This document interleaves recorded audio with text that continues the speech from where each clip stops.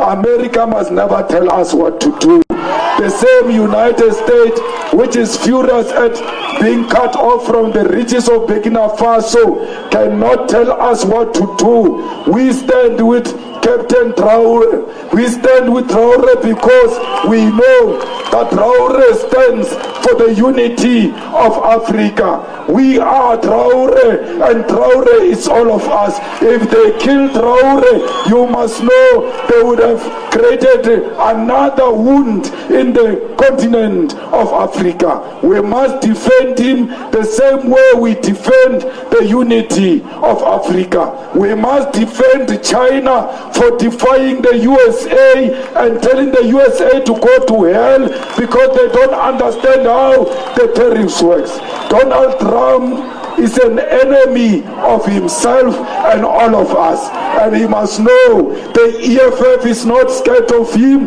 The EFF is not scared of Israel. The EFF is not scared of Morocco. The EFF is not scared of the imperialist forces. The EFF will stand on the side of the people of DRC, the people of Sudan, and the people of Sahrawi.